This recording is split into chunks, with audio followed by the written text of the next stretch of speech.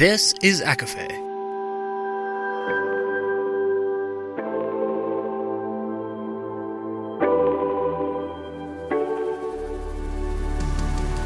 Laura Marie and Jessica Marie proudly present A Court of Fandoms and Exploration, a podcast.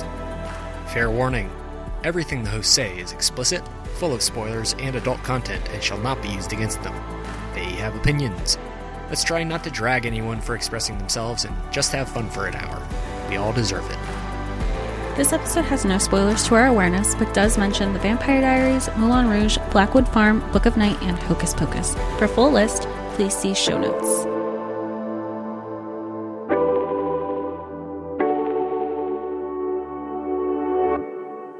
Hi, everybody, and welcome to A Court of Fandoms and Exploration, your weekly deep dive into the YA literature and fandoms that we love. I'm Laura Marie. And I'm Jessica Marie. And today we are discussing the 1994, I'm going to say cult classic. This is the vampire movie Interview with the Vampire with Brad Pitt, Tom Cruise, Kirsten Dunst, Antonio Banderas, Thandie Newton. Did you see her? Mm-hmm. And oh my goodness. So just disclaimer before we get into it, I am actually at my godparents' house, so the sound is going to be weird, and I'm so sorry, Sam, and I'm so sorry for anybody who's listening, but we just wanted to go ahead and give that disclaimer before we get into the Interview with the Vampire, which, to no one's surprise, was my first time, but I'm also surprised myself. So, just you saying this is your first time watching this, how long have you wanted to watch this? I think I've always wanted to watch it. And I know we've talked in previous episodes that I had like a lot of censorship growing up. So I didn't watch this when I was younger. Obviously, I didn't watch it when it came out. And then it was another one of those situations where it's just kind of always been on my queue, but I never made it a priority. And it was just, I'll get to it. And then the further you get away from it, the less of a priority it becomes.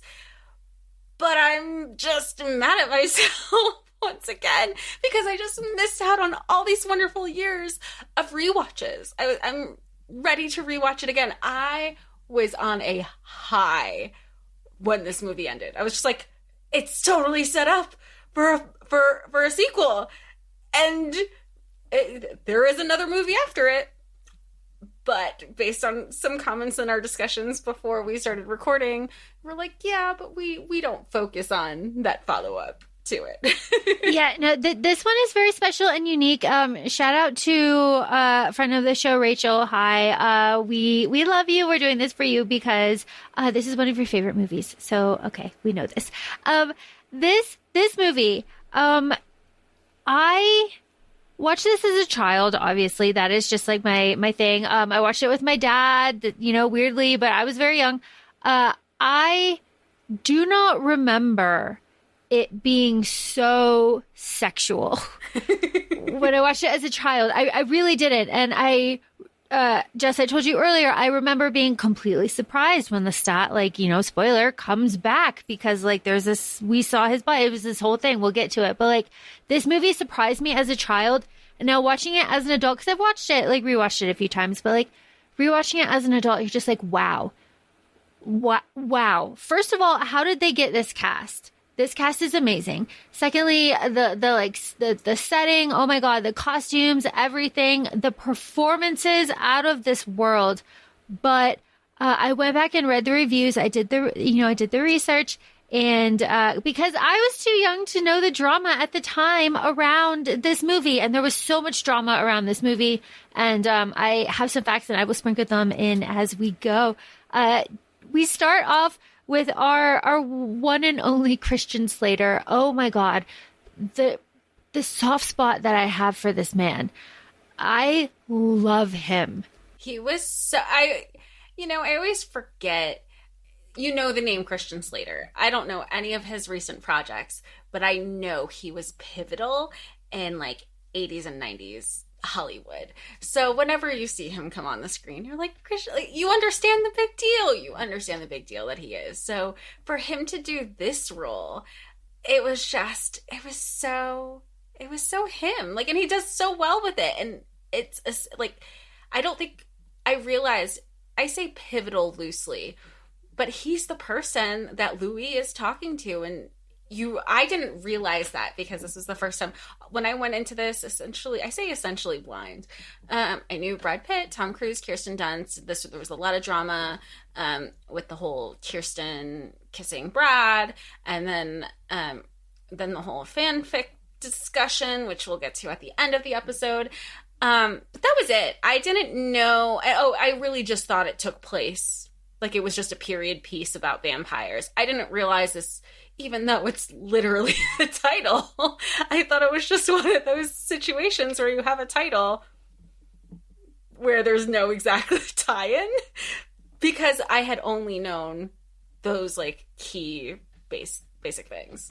So then Daniel pops in, that's Christian, and you're just like, hello, oh my gosh, it's the thing without saying it. Oh my goodness, right in front of us, right at the beginning. I was surprised. I wrote the times down for some pivotal moments in the movie because I was surprised equally on how fast plot points happen, but also like how slow things also move. And I just thought that was very interesting. Fun fact number 1, Christian Slater was supposed to be River Phoenix, but River Phoenix sadly passed away. So Christian stepped in, donated his salary to charities that River favored. And we love that for him. We love that for us. Christian Slater. All I want to do is, what is it? What's the Buffy quote? Marry Christian Slater and die. And die. That's it. So I understand. Okay. Louis, Brad Pitt. Did you think that Brad Pitt could pull this off before you started it? No. No? No. And I don't have really early recollections of Brad Pitt and his work. I remember when I was old enough, we watched Seven, and that's probably early in Fight Club. So those were probably like my earliest Brad Pitt movies that I was aware of.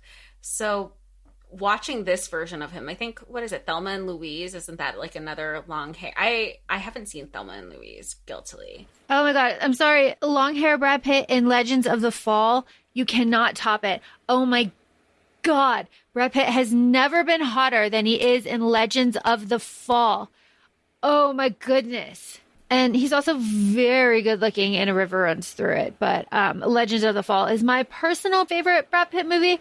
And it's the one where he looks the best, personally. I think so. But Louis, he looks really good with long hair Louis here with the dark hair. And his eyes are so piercing. His eyes are so piercing. Brad Pitt fucking hated this role. He hated this role. He hated the contacts. He hated the makeup. He hated playing the bitch role. His words, not mine. Look it up. He's quoted as saying that. Then why did he audition? Like, let's get there. People want to complain. And you're like, well, you could get a paycheck somewhere else, sir. Yeah. He said it was 6 months in the fucking dark. Quote, look it up. He absolutely hated it. He said it was just a vehicle for Tom Cruise. It was just a whole situation. It was a whole situation. Brad Pitt was miserable. He was a wet blanket. That's fine because Louis is miserable and a wet blanket. And it works. If anything, he's like a method actor. Yeah, he's a method actor there. It works. It works. It works. They're at the Black Cat Tavern in New Orleans. That's a real place. I've thrown up there. Not proud of it. But Louis 200. This is 1791. He's 24 years old. They're south of New Orleans. Okay. First impressions of Tom Cruise as Lestat. I think we were talking about this earlier. You get lost in the fact that it's Tom Cruise. He eats this role up. It is so good. You have to remind yourself that it's Tom Cruise. And it's so interesting because I feel like a lot of people know like him as like early Tom Cruise from like the 80s and, you know, Top Gun and Cocktail and Risky Business, or then you know him from his action roles of Mission Impossible and, you know, other movies that he's done. And this was just like this sweet spot in the 90s, sandwiched between those very different extremes. And how nice to see him play something different. And I feel like it probably would have challenged him too, because it was outside of his norm. Yeah, really outside of his norm. The thing that obviously, I don't know if I've said this on the podcast. I really love Tom Cruise movies. I'm a sucker for Tom Cruise. I enjoy Tom Cruise, whatever. More on that later. But this Tom Cruise role is incredible. Incredible, because we have to know the backstory. Like, Tom Cruise is so good. Why? Well, he's an actor. Okay, and he's really good. Fine. Okay, he's a little crazy too. Okay, fine. Anne Rice fucking hated this casting. She hated this casting. She came out and said she hated this casting. She said Tom Cruise couldn't do it. She was like quoted as kind of nasty, talking about Tom Cruise not being able to do it. And Tom Cruise, as he should, took that shit personally. And he watched, and this is very evident, he famously watched hours and hours and hours of lions attacking zebras to get in the mindset of a predator. Yeah, okay, moving on. But he fucking killed it. No one can look you in the face and say that Tom Cruise is not amazing in this movie. And that made Anne Rice eat her fucking words. And Anne Rice, after trashing him and the casting and the movie kind of publicly after it came out, saw it, took out big page ads saying that it was, quote, a masterpiece, end quote. And she also called Tom Cruise to personally apologize. And there's like a whole situation. As she should. As she fucking should. As she should. But I just cannot get over the way that Tom Cruise just like lights up the screen. It's the whole vibe, right? And my favorite detail about Tom Cruise in this movie is like the placement of his fangs is like just at where he starts to get that like kind of wide, crazy smile. And you're just, so when you see him, you're like, oh boy, Lestat's going to do some crazy. And he does. And it's just phenomenal. He owns it. I think that's, like you said, it's not just that he's an actor. He completely took ownership of who the character is. Yeah, he really did. And the character is like inherently sexual. He's a very sexy man. He's the Brat Prince for a reason. That's his name. I don't know if you know that. No. Yeah, the Brat Prince. That's his like. I love it. I love it so much. But he okay, so Lestat sees Louis. Louis miserable. His life has no meaning. His wife and child are dead. They see him in a bar. He's looking for death, whatever. Prostitute is there. The pimp is about to kill him. And Tom Cruise, Lestat, bites Brad and is like, have you had enough death? This very close up bite scene that Lestat does on Louis' neck. I was like, Tom Cruise, you're really going in. You can see like the pressure on his lips, like on the neck. I was like, geez, buddy. But then they like lift up and fly. And that's just like one of my favorite cheesy like vampire cliches. I'm so happy they did it. I was going to say part of watching it, it just felt like they were leaning into the traditional vampire-y tropes, especially like the flying in this, and not even just flying in the air. You have the slow-mo flying in the air, but then you have like the whooshing, the whooshing, and the music is building. Like, yeah, I love it. It's all there. It's all there. Yeah, it's all there. And like Brad Pitt's like head like kind of falls back. It's all very like, and I really love Tom Cruise's voice in this movie. The like slight accent that he does, it's just like mwah, chef's kiss. I wrote the time down because Brad Pitt goes through his last sunrise, and he gets very quickly bit after he says like, will you accept this? Because Lestat gives a choice, consent is important. So Lestat gives the choice, but he does very quickly bite Louis. And that's part of the lion kind of situation. And then he like bites from the wrist.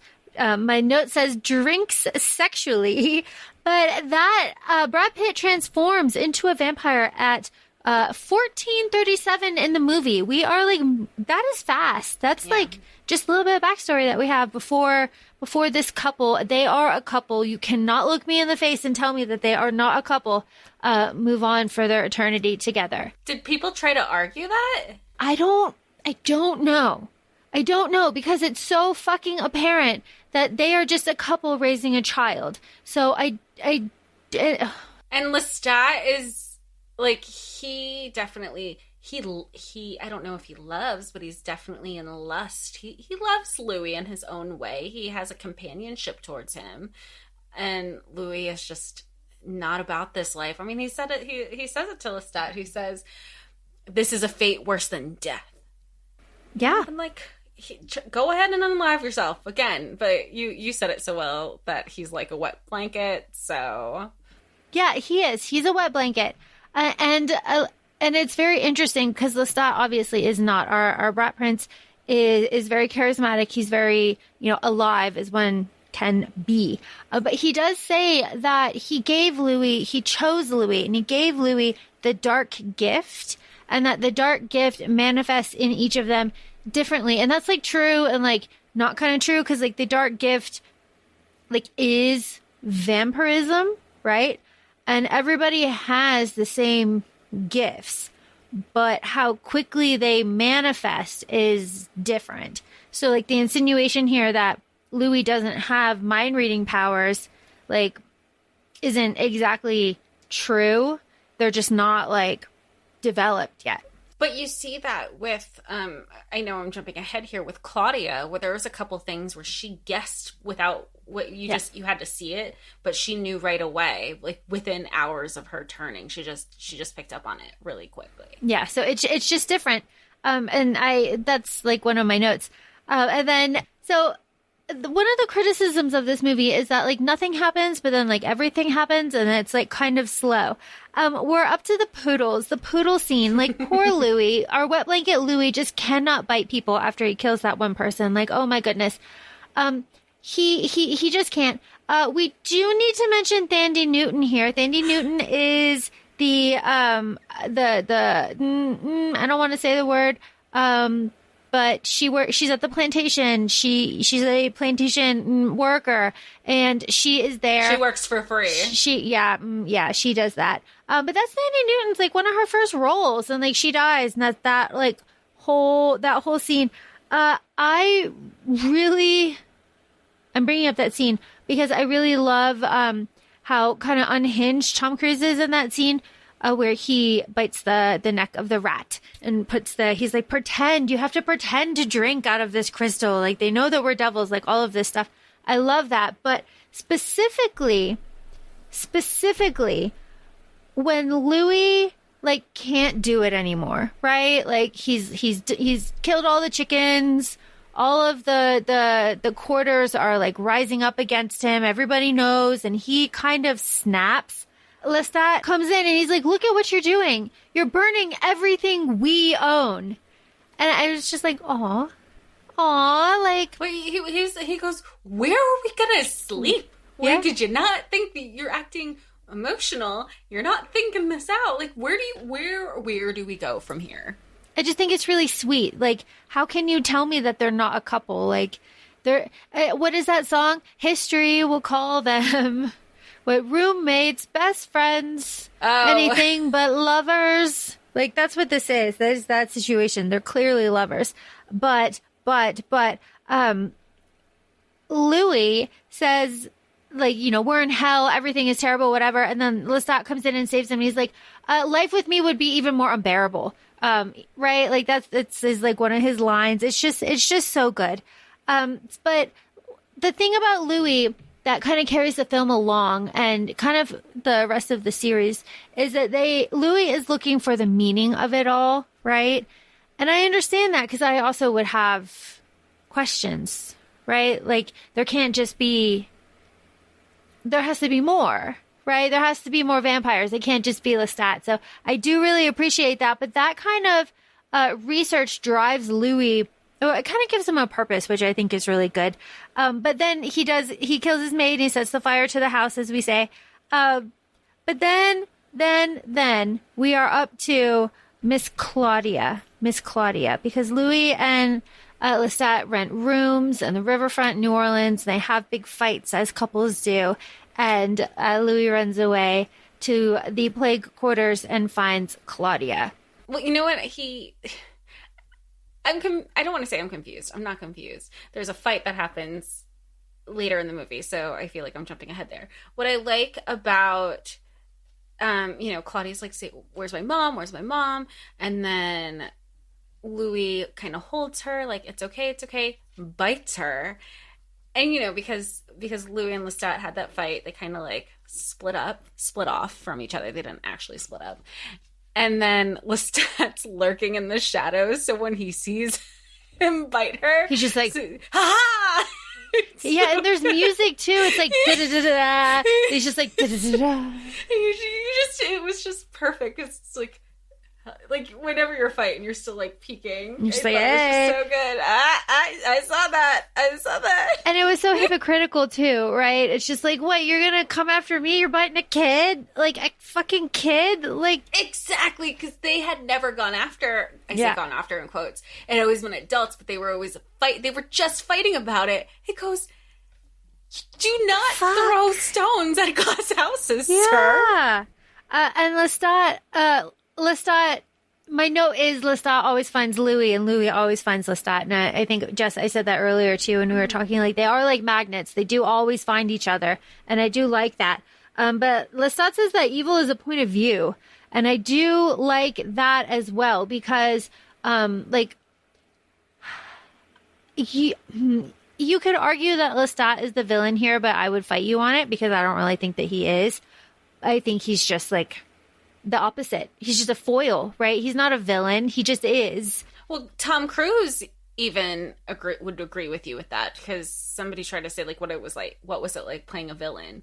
And I feel like Tom Cruise understood what the role was and who Lestat is, and it's definitely it's like any morally gray role, or when you're trying to get into a quote unquote villain role, which isn't the case here. Every villain comes from a place of thinking that they're right. They with true conviction. Yeah, they really do. And Tom Cruise absolutely did understand this role. He really got Lestat's like loneliness with this, right? Because that was a blowout fight with Louis. Absolutely blowout. It is just a coincidence that he followed him and sees Louis like majorly fuck up like this, and he has something to like really tie Louis to him now, right? Like he has this hold. So what do? They fucking turn Claudia. They have a fix me baby. They have a fix me baby. They have a save the marriage, fix me baby. That is the top line in my note right here. That to save the marriage. And the thing about this is that it does work for a time. But let's talk about Claudia. Claudia's mom is dying from the plague. Claudia is like just there. Claudia is 12 years old in the movie. This is Kirsten Dunst. In the book, Claudia is 6 to represent Anne Rice's daughter that tragically passed away from a rare type of cancer. So Claudia is a really tragic figure. And of course, there are 1,000 think pieces like on the internet about Claudia and like who she represents and how she represents it and like all these things. But for this movie, Claudia is 12 years old and Claudia is just, I'm going to say delightful. But that is because the performance of Kirsten Dunst in this role, and she's been hearing this her entire life, so I'm not saying anything new, but this is just astonishing. I cannot get over Kirsten Dunst in this role. I can see her, especially when they get to Paris. She is a woman. She is a woman grown by the time they get to Paris, and to see that all in those eyes is just incredible. And then, yeah, I can't. I'll just go on and on about Claudia. The rain, like, again, it's just another person who has, another person in this cast who has the range. I mean, you see her as a child to a woman all in the same body. Like, that's her acting doing that. I mean, you see her fights. She acts, at some points, she is being, a prepubescent teen with her meltdowns and being frustrated and slamming doors. But I don't think, in fairness, that's not just a teen thing. Like, I do that myself still.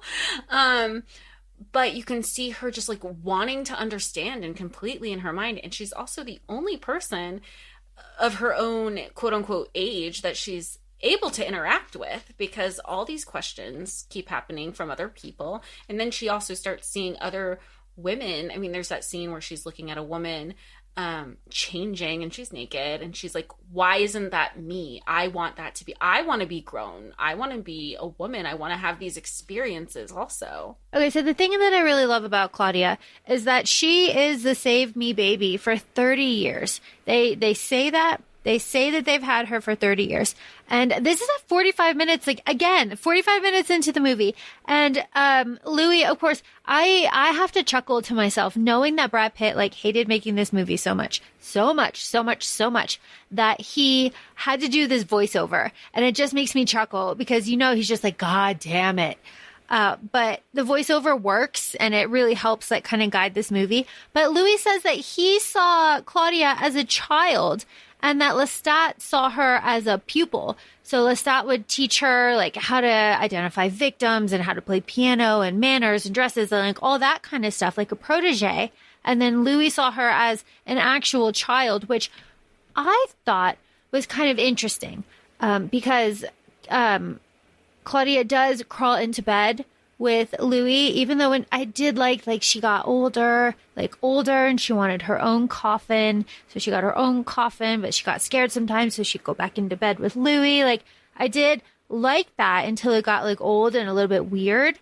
But she does acknowledge that. She acknowledges it. 'Cause I still feel like sometimes, I'll be, like, hanging out with my godmother and I'll just say, like, what are you up to? Let's just, like, hang out in bed and we'll watch, like, Netflix movies or something. Mm-hmm. So that's also kind of how I saw it. But then you could also see the transition where you're like, you've been doing this for a little, it's just, like, a very different dynamic and you could see it very clearly. But I like the fact with Lestat, it was a pupil situation, or I think protege is, you said that so much better. Because, like, he found so many similarities in her that Louis didn't have. Like, he had this bloodlust, he had, like, this thirst, and, Louis is who Louis is.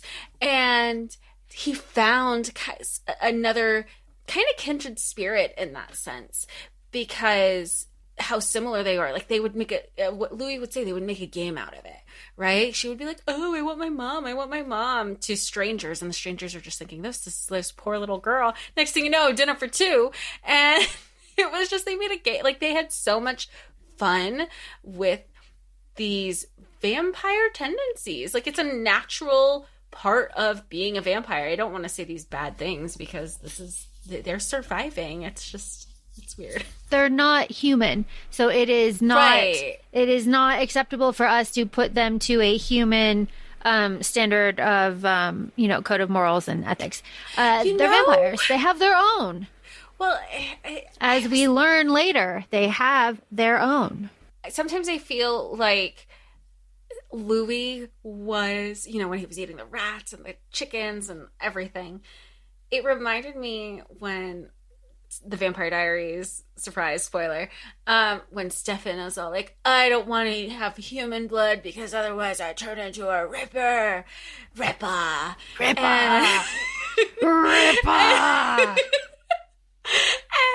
And Damon is like, yo, like, it's cool. I didn't get the Ripper gene, so I'm gonna do me and have some blood bags and give them to Elena, and it was just the very two extremes here also. Yes, absolutely, yes. Okay, we are up to Claudia's birthday, and this is the blowout. This is the fire, this is everything. So, Lestat, this is why I thought it was interesting that Louis says that he saw her as a child, because Lestat is the one that gives her dolls every year. So I would think that he wouldn't do that, but men be mennin' and men not be thinking. So even vampire men be not thinking. So he's given her dolls for 30 plus years on the same night. And she's just like, is this my fucking birthday? What is this? Like, she's had enough. No one's answering her questions. Tonight is the night. Let's burn it all down, quite literally. And she freaks out. She's like, Louis, what the fuck? And she gets them to admit that, like, Louis killed her and Lestat, like, brought her back to life. So they're both, like, linked and they both did it. I think there's a quote that I wrote here. Did I? No. No, I didn't, because I'm a bad person. But this is the moment where Claudia cuts her hair and it grows back, and this whole situation. And it's just so wild to me. But then, Claudia kind of has like a weird sexual thing with Louis here. And then she has a gift for Lestat, and this is the gift for Lestat. This is the laudanum. This is the drugged dead blood. And this, to me, is the moment where it was clear that Claudia had like flipped her switch. I'm using Vampire Diaries. Turned off her humanity. Yeah, I'm using the Vampire Diaries. She flipped her switch. Because Claudia has set up Lestat's death. This is what a child has done this. She has killed these two boys. She has drugged them. She has gotten them up there, and she has tricked Lestat into drinking them, which has like destroyed him. Like one of the rules of vampire life is like, don't drink dead blood. That's like a thing. And like, that is so crazy to me.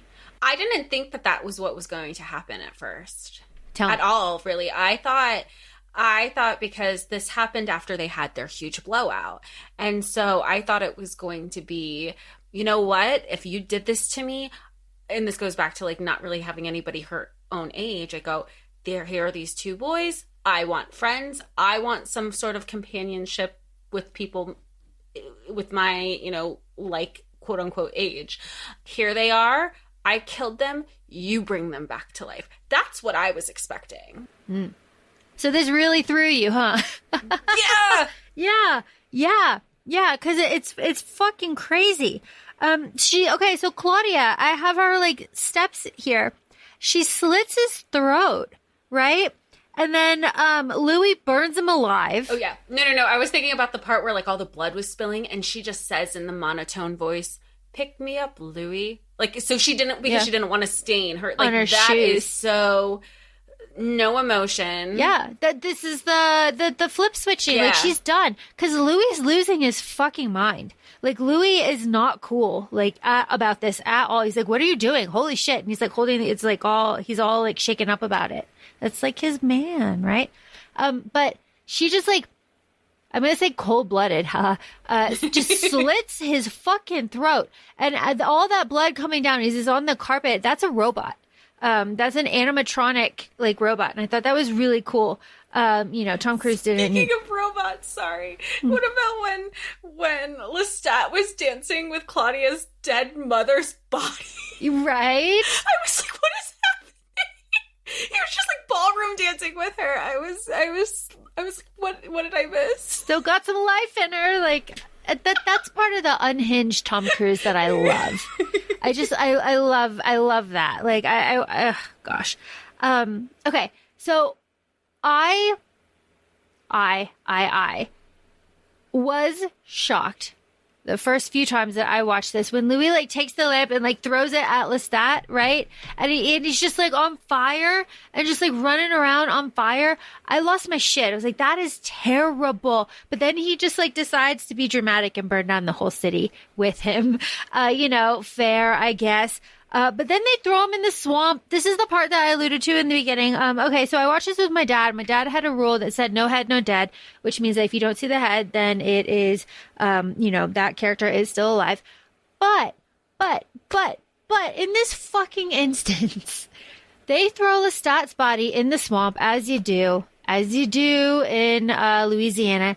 And there's no hate. That's just like a stereotype and a cliche. Well, if you watch Dexter, they do that in Miami, too. Yes. Oh, yeah, they do a lot. Anyway, moving on. But they throw him in the swamp, and we see the gator. And we see the blood. So the first few times, I was like, oh, closed case. He's dead. The gator ate him. Done. Okay, moving on. Not the case. Spoiler alert.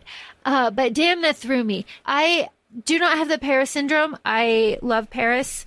The second time that I went, the first time was garbage. The second time was wonderful. I would love to go to Paris again. I would love to go to this Paris. I would not, thank you very much, want to be part of this vampire theater. No, thank you. No, ma'am. No, sir. But the whole new outfits, new like kind of life, new theater, new shopping, new everything. I love that montage. Give me more of that. I mean, that's just like in the movie Anastasia, you know, where Anya gets to Paris and they do a whole shopping spree with Sophie, and give me that montage, because the dress that Kirsten Dunst is wearing, that's the deep emerald greens with the ruching, and everything is so beautiful, and everything is tailored to her. But I mean, I guess it's just how fashion was back in the day. Everything was tailored to the person.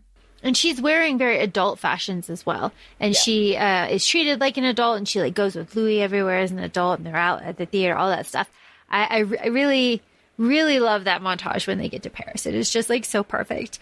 But we need to talk about the theater. So Louis has not stopped his quest to find his answers, right? So they're in like the like old world, the old country, I guess. It's not the old country, it's the old world. And they've done their research, but they can't find anything, you know, peasant rumors, but nothing. They like were in the libraries, all that stuff. And then they see this Fred Astaire looking motherfucker and doing all these dances, Mr. Steven here. And we get Antonio. Okay. Armand is supposed to be a red-headed child. So we will forgive this inaccuracy because this is Antonio in this fantastic wig and nails and makeup. And thank you for this. That being said, like, and this just goes with like book adaptations in general, it doesn't have to be a spitting image all the time. I mean, look at all like just the casting alone with Percy Jackson. I'm so excited, but like the unnecessary uproar, please. Yes, please. I don't think there was an uproar here because it was Antonio, and everyone's like, "Hey, we love him. He's amazing." Antonio can do anything. Yeah, he's amazing. Give us more of him. More, please. And that's what Louis said too. Louis said like, "Oh, Antonio, more please, Armand." And he was all about it. Oh, did he? Yeah, all about it. Give me all of it, please, Armand. He was all about it, and we love that for both of them. Good for them. But the theater is a really crazy situation because they actually kill people at this theater, like on stage. And it's a whole thing. And it looks fake, but it's not. And people like kind of volunteer in like a funny haha way, but it's like, but they're actually doing it. And it's like not funny haha. It's like a Moulin Rouge. And Zidler's like, my eyes do not disguise. And they're like interacting, like bringing the audience into it. So it goes right over everybody's heads. It's like, oh, buddy. But it does start to, because like Louis' favorite thing is to be guilty and to feel guilty. That is just his most favorite thing in the world, our little beautiful wet blanket. And he starts thinking like, I've wronged Lestat. Like Lestat was a lot of things, but like, he wasn't fucking this. Like, what is this? What is this exactly? What is this? Be careful what you wish for. Yeah, exactly. But then through Armand, we start to get kind of the rules of vampire society. And those rules are, you can't kill one of your own kind, and you cannot make like a young child vampire. So like Claudia, right away. I do like this little insinuation that Armand knew Lestat and that Armand is not upset that Lestat is dead. And that kind of like gave Louis like he says it's like a burden getting off of my shoulders. I did really, really, really appreciate that. I initially thought that, remember how Lestat was talking about his sire, like somebody who sired him? Mm-hmm. Like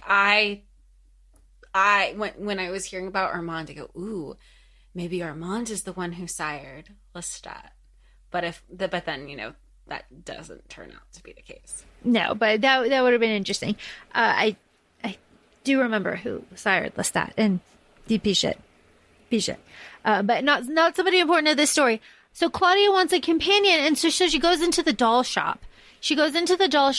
And she like starts talking to the owner, whatever. So by the time Louis gets home from his like sexy meeting, I guess, kind of. I'm pointing out here that the vampires in Anne Rice's stories don't have sex. They derive pleasure from the hunt and the kill and the manipulation, yes. But like this still, it's all very sexy. It's all very sexy. Okay, moving on.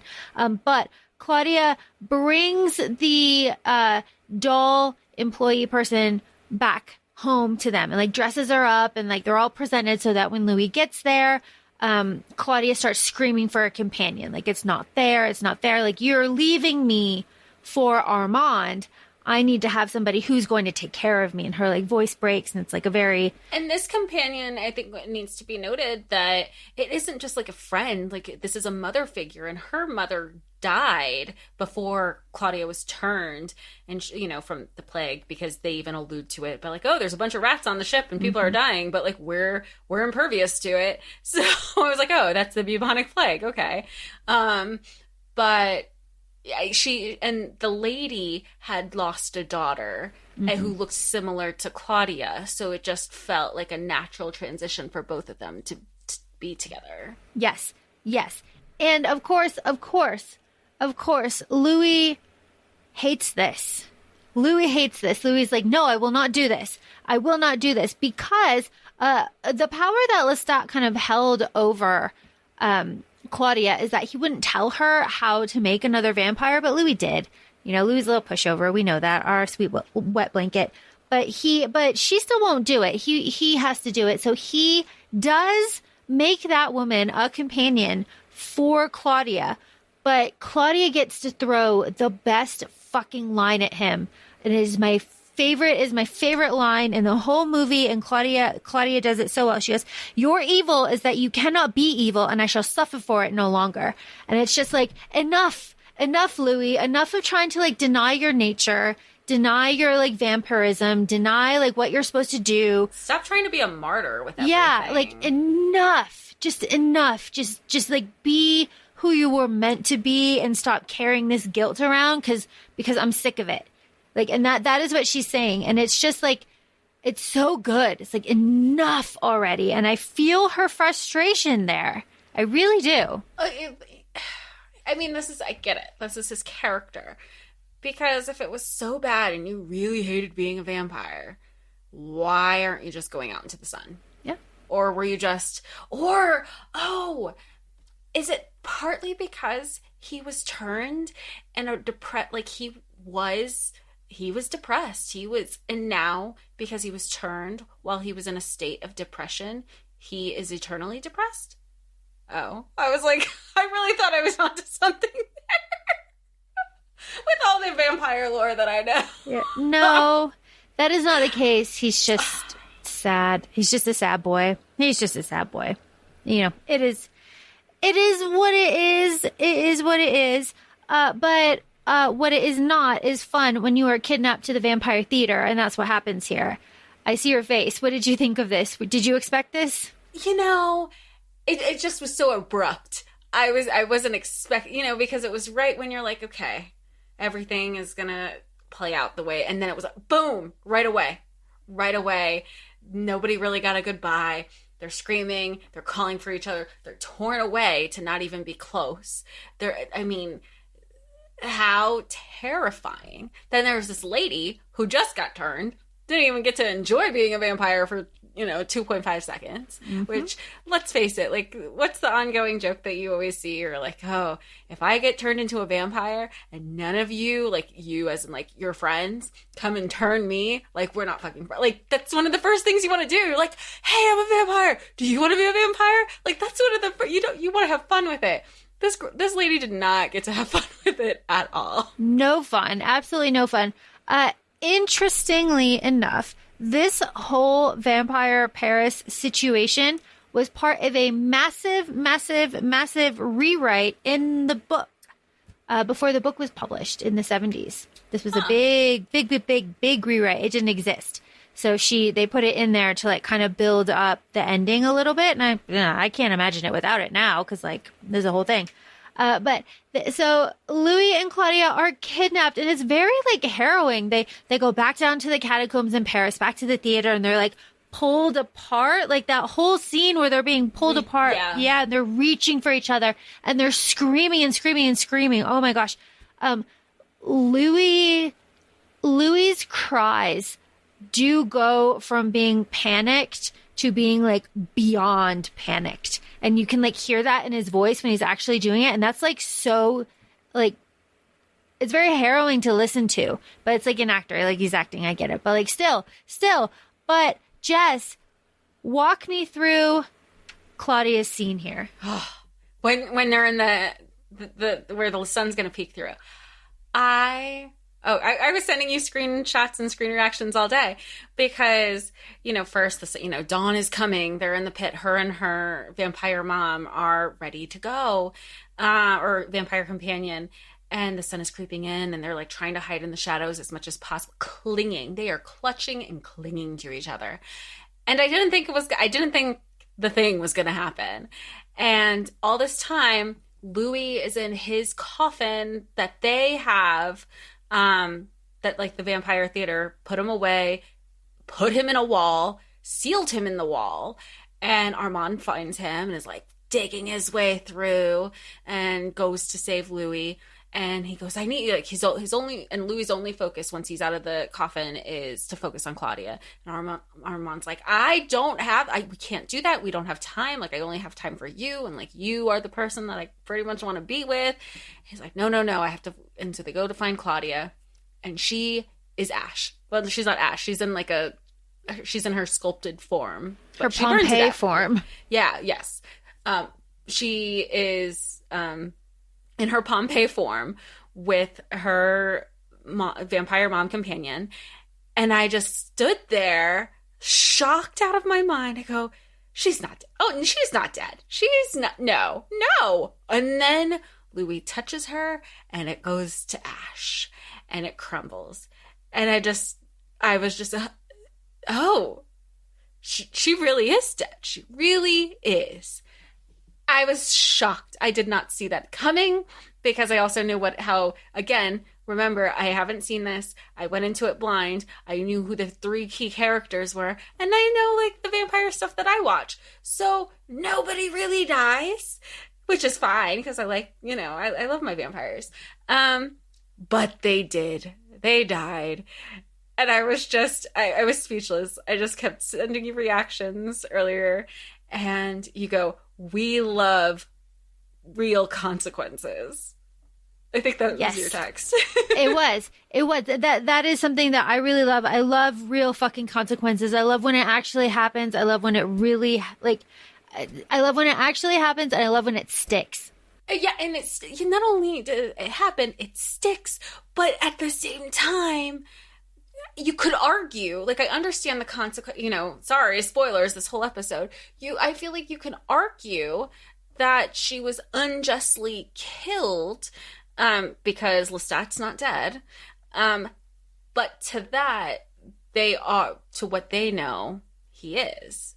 So they had to punish for what he is. And she is also, so she did kill one of their kind, but she also is herself an abomination. Yeah, but wouldn't that she's the abomination of, yes, a child being a vampire, but I feel like then Louis would have been held accountable because he's the one who helped change her. That's not her fault that she's... Immediate threat.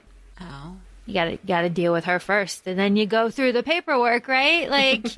She's the immediate threat. And she is a threat. She is dangerous. She's very dangerous. You see that right from the very beginning when when Tom Cruise is feeding her and she really latches on. Yeah. And she's like, I want more. It's a very Dickens moment. Yeah. And he was even like, you need stop. He was weak with however much she pulled out of him. Yes. Okay. So after Claudia dies, Louis fucking snaps. He snaps. So good. We love some good earned old-fashioned revenge. And he just goes in there with gasoline and some torches and lights it up. And the thing that I really like about this is, once again, consequences to actions, right? He actually does the thing. And we see the thing happen. We see him pour the gas, light the fire, the fire come up to the coffins. We see them pop open. We see him with the scythe, just mowing them down. Yeah, the beheading and the be-bodying. I don't know what the word for that. Yeah. He is just fucking shit up. I love it. He left and right, all of them. So Louis takes out the entire catacombs with the Theater of the Vampires. Oh my gosh. And then he like, I do like where he's like running around. He's like, oh shit, kind of stuck. And then he does get out, but it's daylight and Armand is there because Armand knew. And I do like that because it's like the coach and it was very Spike-esque with the blacked out like coach and stuff. I did really like that. But then like, so the way that I understand it is that Louis knows that Armand killed Claudia. Like he knows that even though he denies it, like he was their leader, like he was aware, like he did it because we do have that shot of Armand's like closing his door when he hears like the screams. So like they know that, but like he isn't gonna like do anything about it. And I did really appreciate that. But then we leave Paris and we are back to America. We are back to 1988 in New Orleans for Tequila Sunrise. Oh my goodness. It was, I'm going to say weirdly comforting to see Brad Pitt in an 80s oversized suit. I don't know why that is. That's just like an early memory that I have of him in like a big baggy, like oversized suit. And I was just like, oh, here we are. We're back again. I always, I mean, you know, New Orleans is such a nice place for us and, you know, all of our girl trips that we do down there. So anytime, whether, you know, they're in the 1700s or the 1980s, or even now, like it's nice to be back. It's just such a calming place. Like Sedona is for your mom, that is for us and like our group of friends. It's great. It really is. And I love that Brad Pitt, you know, Louis, does get to see the sunrise again. I like that because he says in the beginning he remembers every single moment of his last sunrise, every single detail. And then he finally gets to see it again. And like his whole life he was searching for like the right color blue. And I did find that very kind of like sad when he was talking about like being in Greece and how badly he wanted those waters to be blue, but they were black, you know, like nighttime waters. But finally gets his colors back in the 80s. I just love it so much. Oh my gosh. Well, it was interesting. Even like, now that we're talking about the 80s, just his whole transition into, you know, he's just trying, you know, after Paris, he was just, you know, he came back to the quote unquote new world and just he just kind of like lulled through the next 200 years kind of thing. In solitude and in isolation, he kind of kept to himself, but he also saw the changes that happened around the world. With technology. He saw the original vampire movie from like 1922. I don't remember what it's called. And he was doing it in movie theaters. And you see that like the stark comparison of how he kind of still transitioned as time went on. Whereas then you see Lestat and him like come into each other, and Lestat's freaking out over the helicopters. And I'm like, if you've been alive this whole time, did you not, condition yourself? Well, that's exactly where we're at because he's in that house off Britannia Street, and Louis smells the scent of old death. And then we get Lestat there.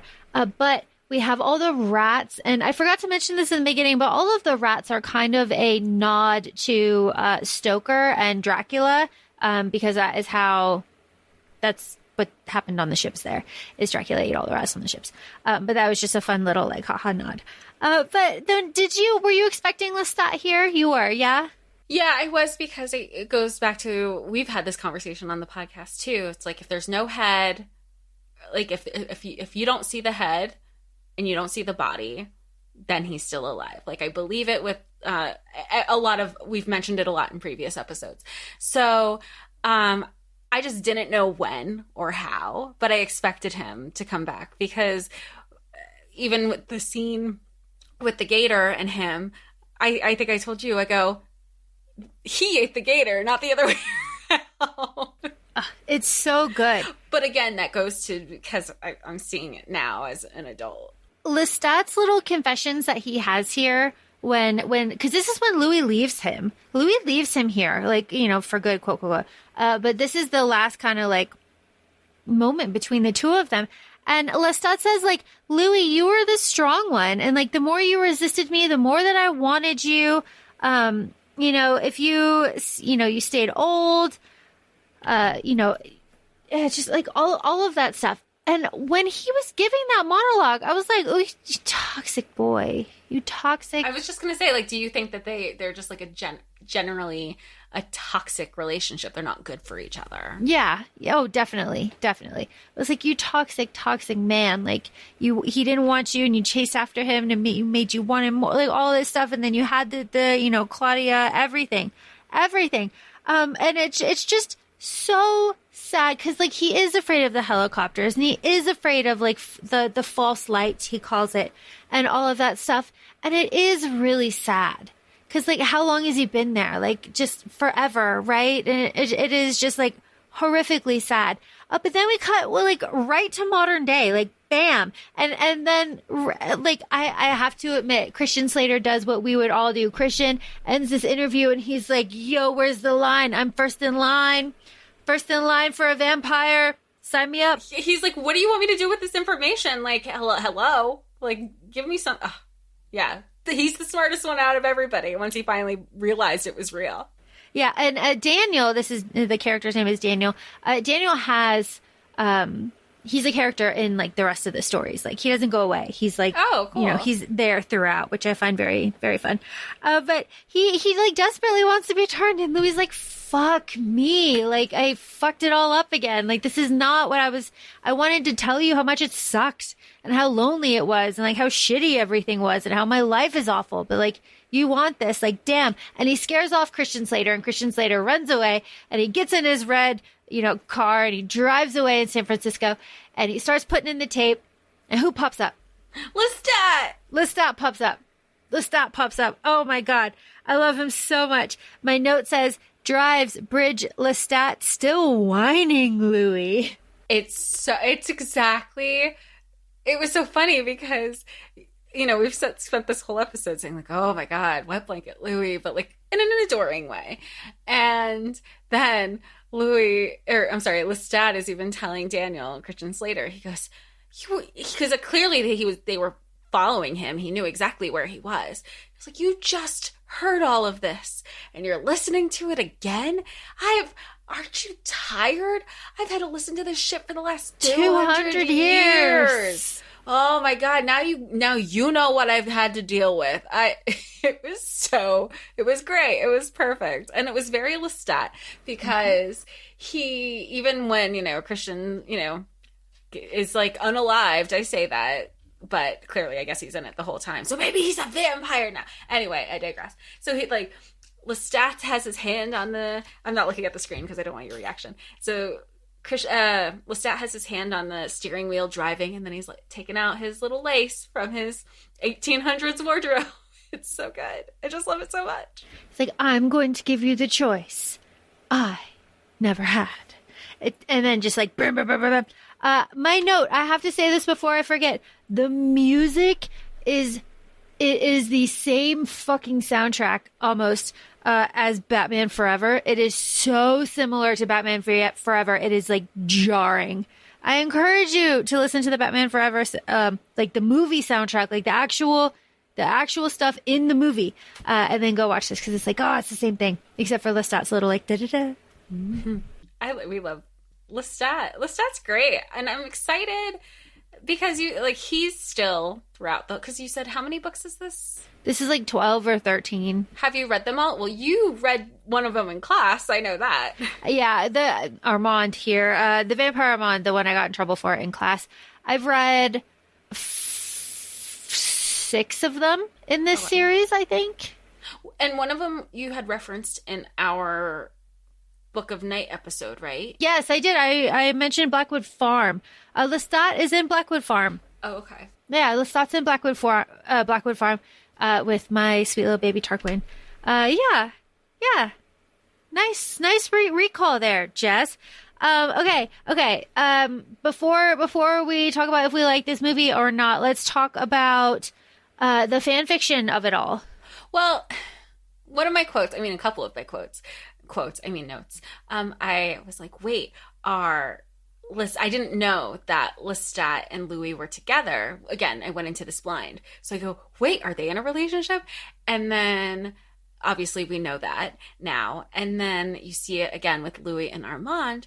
And I go, ooh, they have a big, good relationship. And then obviously Claudia solidifies that. And I would think, I was like, oh man, I bet you. And as I was watching this, again, this is like even 15 minutes in, there must be such great fan fiction. But then I remembered many moons ago, you had shared with me that there isn't any fan fiction for Anne Rice, like the Vampire Chronicles in general, because she didn't want there to be fan fiction. Like, she had cease and desists and like lots of, questionable things. Again, like, please do your research. We'll have some links in our show notes also.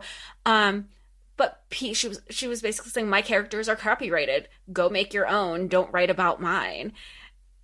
And I don't know. I have such a soft spot for fan fiction because you get to kind of create those realities that aren't necessarily on page and on paper, and that doesn't change the story. You just add a little bit dimension. I mean, we do it all the time on TikTok where we're like in our head as a fandom, things become canon. So I would think that there would be that type of excitement for these characters, especially when this movie was made in 94. The book was obviously out like 30 years prior, I think you said, Laura. And so those relationships weren't always portrayed on the big and little screen as prevalent as they are now. Yeah, like R.I.P. She has passed, Anne Rice. She has passed. So I believe the rights have just reverted, and now you can do whatever the fuck you want. I'm not sure. Please Google. Please do your own research. But yeah, as far as I can tell, she was nasty about it. And she's the reason why fanfiction rules are the way that they are. She's the reason why the websites are the way that they are, why you can't charge for it, why you can't bind them. You can't print them out and bind fanfictions. That's illegal. Oh, I didn't know about the binding thing. Yeah. I didn't know that there were all these rules. I just thought, hey, here's a forum for everybody to share their AUs and ship couples, even if they don't exist in real life, or different realities. There's a lot of rules, and it's kind of based on the shit that she pulled. So it's very interesting. If you are interested in that, please do your own research. It is such a fast Google search. Oh my goodness. And you will get just a lot of information. So I encourage you to do that. I have some fun facts. Do you want some fun facts? All the time. Fun facts. When this came out in the 70s, she wanted John Travolta as Louis. So wonderful. Other contenders were Richard Gere and Daniel Day-Lewis, but he dropped out. So I have a fun fact to follow up with that. Did you know that there was conversations for the movie adaptation that Louis would have been female, and they were looking at Angelica Houston or Cher? Yes, I did know that. But they got there was massive pushback to that. Of course. And they said, no, keep it men. And that was because Anne Rice thought that it was too gay to sell, and that's why it wasn't getting picked up. So she's like, okay, we can just make it women. We just make it women. It's fine. And they were like, no, we're going to keep it men. She was like, but then what the fuck? Then what? Then what is it? Whatever. But very, very interesting. Love that. There's a big conversation about did Tom Cruise know that he was in a vampire movie? It's a funny conversation to have because no one speaks about this movie. No one brings this up at all. Tom Cruise never talks about it. Brad Pitt never talks about it. Kirsten has had to talk about it because it was her first kiss, and she has, it's been brought up to her for her entire life. But the boys don't talk about this movie, and it is just so interesting because it's so good. It's so rich and lush and gothic and saturated and lovely and romantic and sexy, all of the things. But they have disavowed it. And why? I wonder what their personal relationship is with each other. I wonder if that has something to do with it. You know how sometimes actors, they might not want to talk about certain projects. I wonder if it's because of the discourse. I don't know their relationship. I don't know what it is now or what it was then. It could have changed too.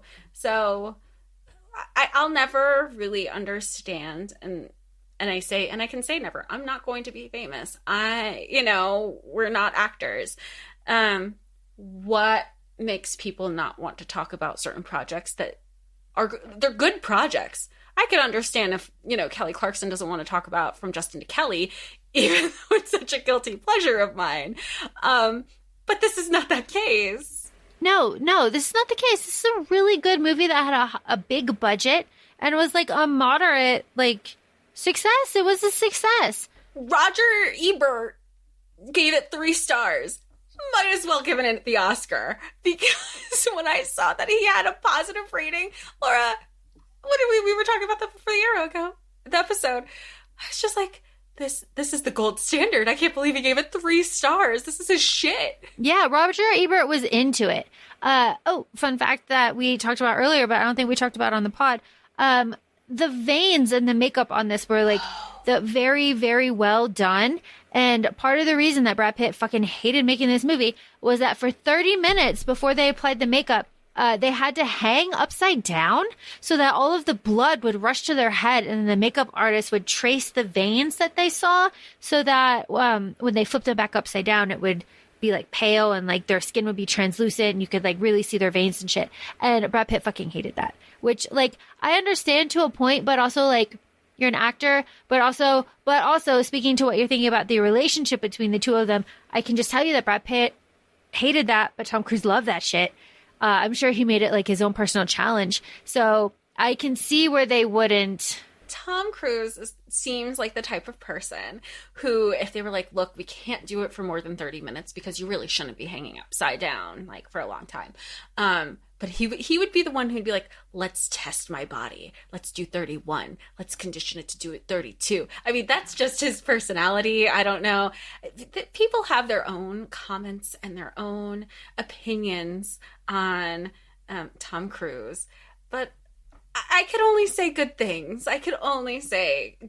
You too, Laura. I mean, he's so nice. He's one of the nicest people, and we have such wonderful stories based on when we met him. So he is. He's the nicest person, but there is an element of too nice. There is an element of too nice. Like, you think it's fan service? Well, did you know that American Psycho is based on Tom Cruise? No. Yeah, so Patrick Bateman is based, like Christian Bale based his performance of Patrick Bateman, the serial killer, off of Tom Cruise. Very specifically. So that is always in the back of my head because that movie's been out forever, right? Yeah. So that thought is always in the back of my head. So now when he does do his like slightly manic stuff, where I say that, where he's just like, he's just a little bit, you're just like, But that goes with, like Jonathan Coltrane has a song called Tom Cruise Crazy. It's like, Tom Cruise is Tom Cruise crazy. None of this to say, I really like him. And as I said earlier, I am a sucker for all of his movies. I've seen almost all of them. I'd have to go through a list. I've seen almost all of them. Top Gun this summer, I couldn't breathe. I came out of that movie like this. So I have nothing but positive things to say about Tom Cruise, especially in this movie. But like, damn, Scientology is fucking weird. Yeah, I think that's how we should wrap it. Jess, would you recommend this movie? 100%. I want to go downstairs. I think one of the texts I sent you, and I'm sorry, this is going to be controversial. I said, not going to lie, I'll take this over Hocus Pocus any day. Any day. This was so good. I don't watch Hocus Pocus regularly. I remember being traumatized by it as a kid, so that's just kind of stayed with me as I got older, and I don't revisit it much. But this one, it's my shit. It is so good. Like, put the phone down, put the computer away, and just this isn't one of those, oh, I'm gonna have this movie in the background. You watch it with intent. Yes. Oh, that's a wonderful endorsement for this movie. It's a great fall movie. It's very vibes. It's very dark. It's very lush. Enjoy the shit out of this movie. It's a perfect fall movie. Oh, absolutely. But yeah, so thanks for joining us this episode. Feel free to follow us on Instagram. We're at ACOFAE Podcast. We're also both on TikTok, ACOFAE Laura and ACOFAE Jessica. And if you feel so kind, please feel free to leave us a positive review on whichever listening platforms let you make those. Thanks so much, and talk to y'all soon. Bye. Bye.